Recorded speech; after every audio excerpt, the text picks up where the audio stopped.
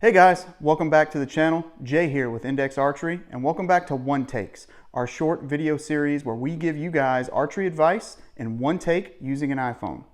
Today, I want to discuss grips. Grip is probably one of the first things that we talked about when we worked together, if you're one of our new Index heroes, and it's vitally important to achieving accuracy downrange and consistency in your shots. I've got a grip trainer here.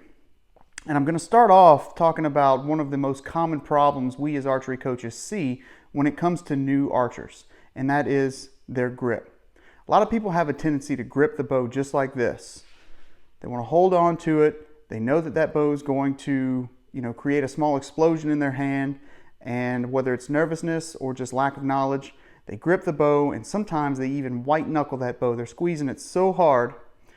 And the problem there is you can create a lot of inconsistency. You can start to torque the bow, and you'll see that in your shot groups. So when we talk about grip, the proper way to grip a bow is to follow this lifeline in your hand. So everyone has one of these right here. And my aim is to put the majority of the grip on the thumb side of this lifeline. And the way we start out is I tell everyone to hold their hand up like you're telling someone to stop, and turn that about 45 degrees. And that's the angle that your hand should be at when you start to grip the bow. So with our shot trainer, after we've gotten our stance established, we're going to make that stop sign, turn 45 degrees, and we're going to grip the bow. And when I come up, my grip should look something like this. You guys can see how the majority of that grip is on the thumb side of my shooting hand, and that allows my fingers in the front to relax. Now, a couple tips that you can do if you feel like the bow is going to fly out of your hands. First thing is you can add a wrist sling to your bow. That's going to be a paracord sling that is connected to the riser and would wrap around your wrist. And that way, if the bow did fall out of your hands for some reason, it would be attached to you. But the bow falling out of your hands is a very uncommon occurrence and not something you really need to worry about. Another thing that I like to do sometimes, just to give myself a little peace of mind, is I will lightly touch these two fingers here. And again, that creates kind of, a sling of sorts. That way the bow can't come out of my hands. But what I want to emphasize here is that whenever I come to full draw and I'm gripping that bow, my front hand is completely relaxed. Even if I'm touching my fingers here, they're just barely touching, and I'm not squeezing or, white knuckling, if you will. So that's a grip. Now, bow grips are very specific to the bow manufacturer, and there's a lot of different grip styles out there.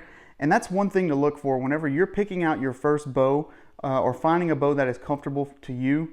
One of the first things that you're going to notice is the grip of that bow. Now, there are aftermarket grips out there for various different bow manufacturers. What I have here is a bow grip made by UltraView for Mathews bows. And as you can see, one of the benefits of this grip here is this nice flat back design. Anything that's rounded is going to affect the way that that bow sits in your hand and give you less of a consistent grip angle.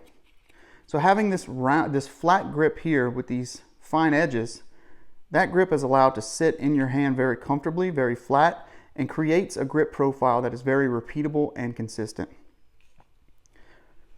Another option you have, again with my Mathews bow, is something like side plates and using the stock riser. And those are typically my favorite grips. When it comes to bows, bows like PSE, Mathews, Expedition, which I was recently introduced to, whenever they have their grip molded into the riser and there's no plastic or rubber over molding or anything like that, to me, it typically feels the best and I'm able to repeat that the best. So on this bow here, all that I've done is installed the side plates. I took off the factory rubber grip and I put a bit of skateboard grip tape down the back just for some added texture and gripability, especially when it comes to shooting in the summer in Virginia. Your hands can get a little sweaty. So for me, that's a very comfortable yet repeatable grip. But again, I want to go over. The first time you gripped the bow, it may have looked something like this. We want to change that. We want to make that stop sign and then send it out to a 45 and have that grip resting on the thumb portion on the outside of our lifeline here. So it's something to constantly check and look out for. I see people with a proper grip one day and then their grip changes. And if you're noticing some inconsistency in your groups, check your grip, because you may be gripping that bow and torquing left and right and creating those inconsistencies. Change that to a proper archery grip and you'll see those shot grooves tighten right up. Thank you guys for tuning in to our video. Look for the next one, and I'm glad you're here.